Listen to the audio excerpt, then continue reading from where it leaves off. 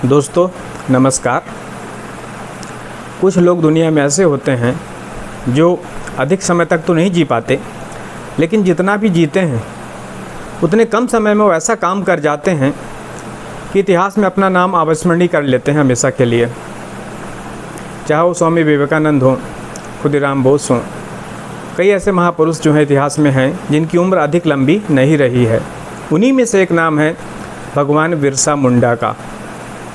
आइए, आज 9 जून उनकी शहादत दिवस है। उनकी शहादत दिवस पे उन्हें सत नमन, और हम जानें कि बिरसा मुंडा ने ऐसा क्या काम किया जिन्हें उन्हें भगवान का दर्जा प्राप्त हुआ।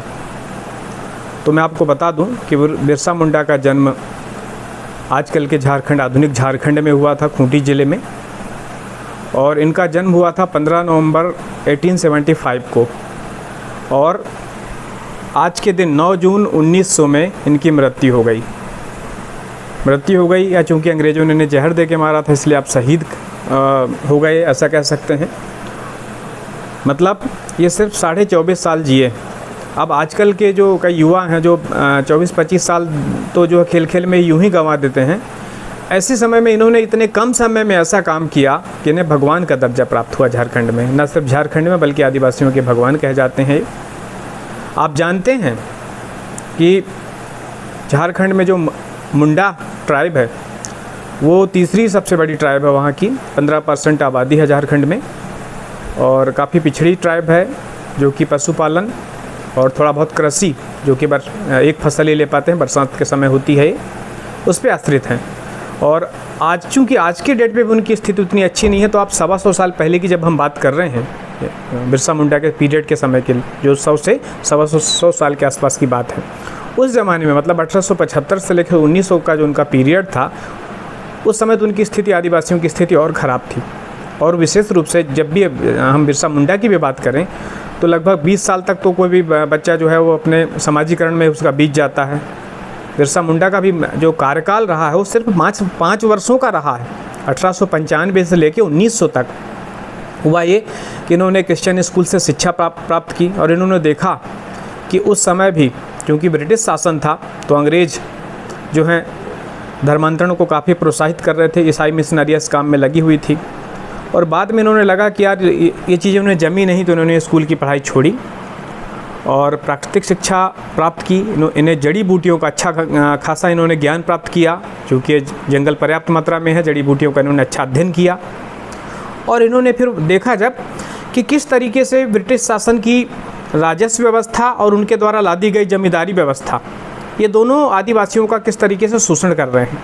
जो बाहर के साहूकार हैं, महाजन जिनको बोल सकते हैं, वो कर्जा देते थे आदिवासियों को, और कर्जे के नाम पे क्या होता था, कर्ज ना चुकाने की स्थिति में भूमि हड़प लेते थे। आपने पुरानी फिल्मों में देखा होगा इस तरीके की जो घटनाएं, जिनको आदिवासी दीकू बोलते थे इन बाहरी व्यक्तियों को।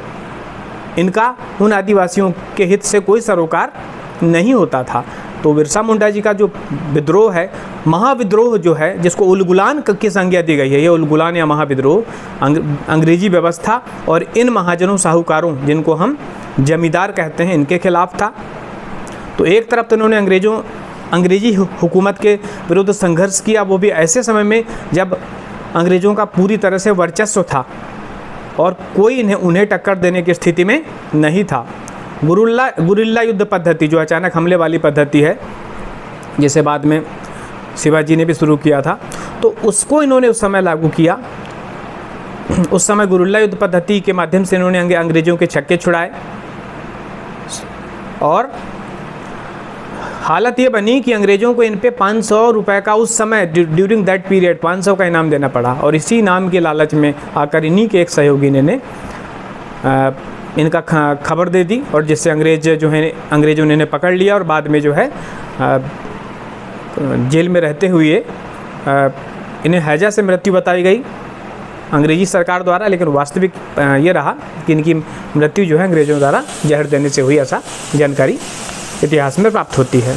तो इन्होंने न सिर्फ अंग्रेज़ों के खिलाफ संघर्ष किया, बल्कि जो जन सामान्य की जो दशा है उनकी स्थिति सुधारने के लिए भी बहुत ज़्यादा प्रयास किए।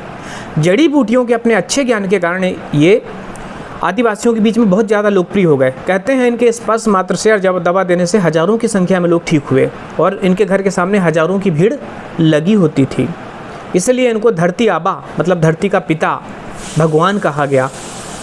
तो एक तरफ इन्होंने अंग्रेजों से संघर्ष किया, लोगों के हित के लिए कार्य किया, लोगों के मन में जो कुरीतियाँ थी, कई प्रकार के जो अंधविश्वास थे, जैसे उस समय जो हैजा फैलता था या प्लेग फैलता था या अन्य कोई चीज़ें होती थी, तो आदिवासी उन्हें भगवान का प्रकोप मानते थे। इन्होंने उन्हें लॉजिकल तरीके से सोचने के लिए समझाया कि ये चीज़ें भगवान का प्रकोप नहीं है बल्कि रोग है, इनका निवारण किया जा सकता है, और किया भी।